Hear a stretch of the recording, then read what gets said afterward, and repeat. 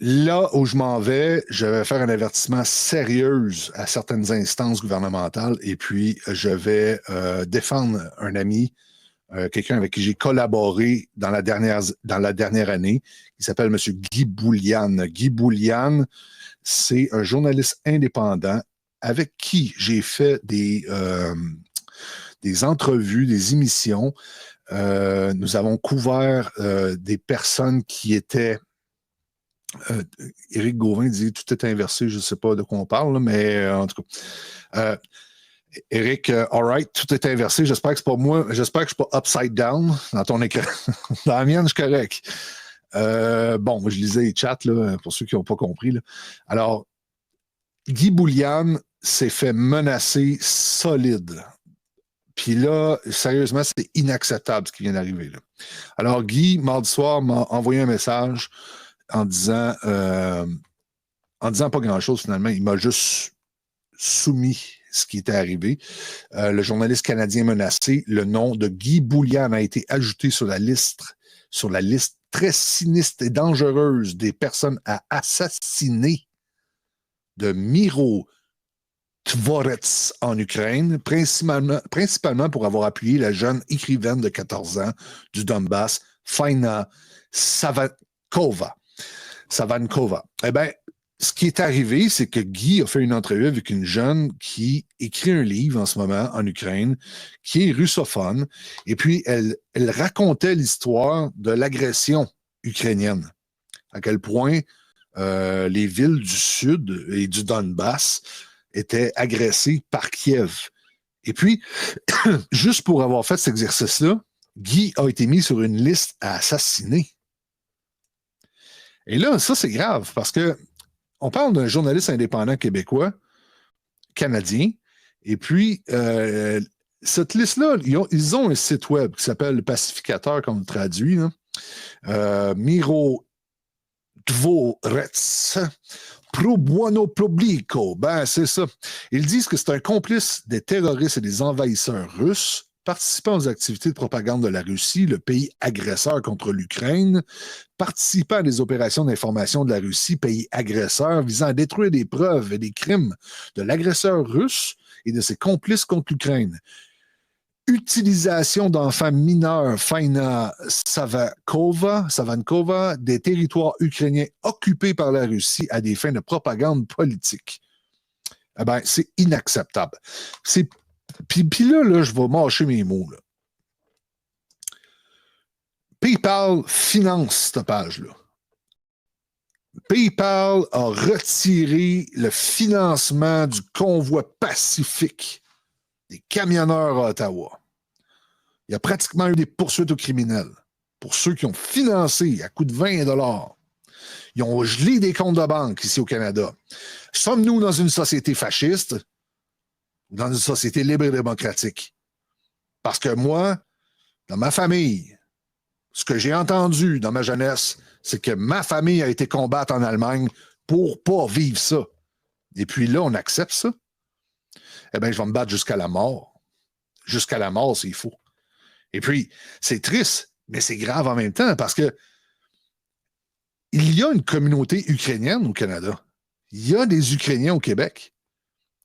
Vous voulez me faire croire que la plupart des Ukrainiens qui vivent ici pensent que Zelensky, Volodymyr Zelensky, est un bon gars dans l'histoire?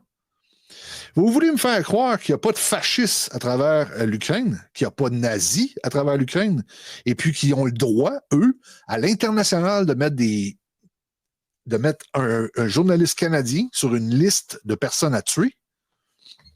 PayPal finance. Vous pouvez financer via PayPal. Ben, c'est quoi PayPal finalement? Si ce n'est pas un outil financier pour financer le meurtre et l'agression et aller contre la libre expression. Est-ce que l'ONU dit quelque chose? Non, personne ne dit rien, tout est beau. Service de renseignement canadien, oh, rien. Justin Trudeau, la patère manteau, là, rien, pas un esti de mot. François Legault, pas un esti de mot. Patrick Lagacé, par exemple, s'aurait fait. Ils auraient mis Patrick Lagacé sur cette liste-là. l'ensemble de la communauté de woke au Québec aurait sauté là-dessus, puis ça aurait été l'enfer sur terre au Québec, là. Mais Guy Bouliane, lui, vu qu'il n'est pas financé par l'État, ah non, ça c'est correct, tu sais. Ah ben oui, mais là, il a été pendu, le gars. Ben oui, il s'est suicidé en se faisant pendre. C'est de même qu'on va amener ça. Ah, écoutez, là, il s'est pitché en bas d'un 8e étage. Hey, come on.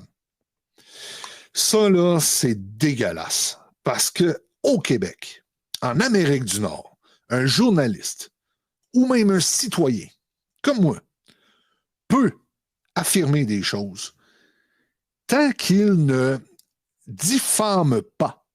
Il peut utiliser la liberté d'expression pour ses opinions et ses allégeances. C'est tout à fait reconnu par le droit international, national et provincial. À l'instant où on menace un de nos citoyens, on devrait couper le financement à des organismes comme celle-là. On devrait couper le financement à des gouvernements qui encouragent ces choses-là.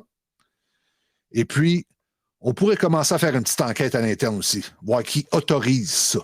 Parce qu'en faisant une petite recherche, je me rends compte que sur ce site web-là, il y a 3 adresses. Une adresse web, une adresse à Varsovie, en Pologne, puis l'autre adresse est où? Est à Langley, Virginia, United States of America.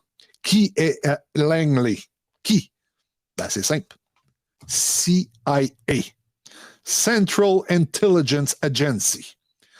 Alors, si je comprends entre les lignes, la CIA finance Miro Dvorets en Ukraine, accepte qu'on menace des citoyens nord-américains au profit de quoi, finalement? De Biden, de la famille Biden, qui ont investi dans les biolabs là-bas, de George Soros. De qui on va menacer nos citoyens?